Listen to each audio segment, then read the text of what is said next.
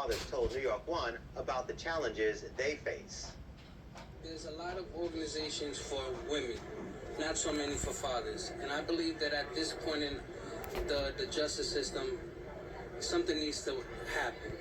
And it starts with us fathers at home getting the resources together to be able to actively be in our children's lives. A lot of these programs here has been helping us out to interact with our children, maybe taking different alternatives, just showing us different ways on how we could, become a better and or different father. It helped me more than words can explain right now, to be honest. I'm a proud dad of two, and honestly, it's been great dealing with everybody in here that's involved with these programs. It's amazing. And we are joined now by Mike Bobbitt, Deputy Commissioner of the Department of Youth and Community Development, as well as Clarence McLean from the Friends to Fathers program. Gentlemen, thank you for being here. Thanks for having me. So let's start out right here. I mean, being a father is tough. Whether you're a single dad, whether you are somewhat involved, or even if you're married, right? There's sometimes a lot of questions that dads have to answer. Absolutely. I'm married, I have a 16-year-old daughter, and thankfully I've created a lot of relationships that do a little problem solving, because there is no formal manual for being a dad. One of the things I'm excited about at DYCD, because we have our Fatherhood initiative, we've created spaces so other dads in the same situation that I've been in, or maybe the situation that you've been in, it's not a formal manual, but through the peer network and through some formal instruction, people can get answers to at least some of their questions. How important is this initiative, a fatherhood's initiative, when we know a lot of times we're talking about dads who may not be involved, or maybe they're younger dads and they're stressed between the mom and the dad and they're not there. How important is this for them? I think it's very important. The way that we've approached it with DYCD's Fatherhood initiative, we suppose that there are several kinds of conversations that dads may want to be in, even if when they first come to the program they don't know they want to be in those conversations. When they meet other dads and they start distinguishing discipline from corporal punishment, when they start looking at ages and stages of development. And you mentioned sometimes there can be some tension with the custodial parents, right? Gatekeeping issues, access to your child, or just trying to arrive at making decisions together. Again, to have a forum where you can problem solve, and dads who've had some practical experience and maybe some victories along the way can advise one another of things that have actually worked, I think is very important. And some of the initiatives, the goals and the core areas, when we looked it up here on New York One, parenting skills development, effective co-parenting, employment and education, child support, and child visitation. I want to bring you in, Clarence. You have a program in the Bronx that you work with, or did you start the program? Actually, I attended the program and graduated from it. Graduated, so you were a dad that you felt Yes. you needed the help. How did that work? How did you get involved?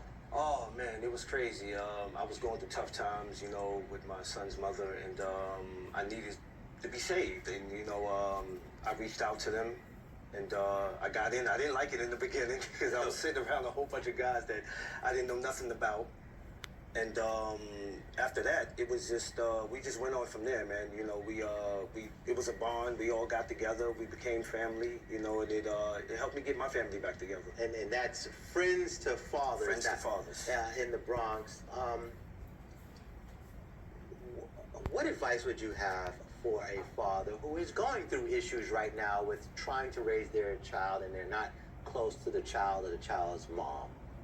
Well, the best advice to give a father that's going through that is he has to ask himself, do you really want to be in your child's life? And don't make it just about being with the mother, because, things are going to happen. We're not going to get along. But if he wants that help, Friends to Fathers is here. Go through with it, and it'll get you back with your family. But you have to remember why you're doing it, what you're here for.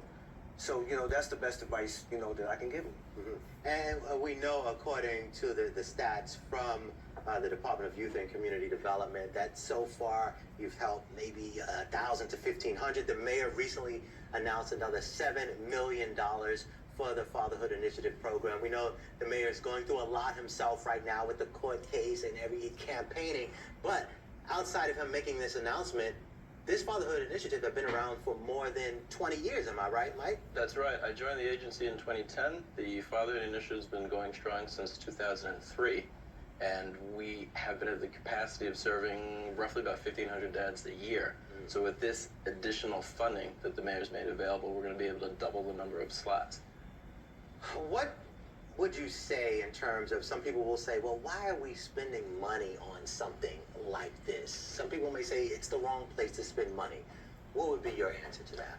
I would say when we think holistically about what supports families, it's important that we're recognizing all of the pillars of strength that can happen across the family.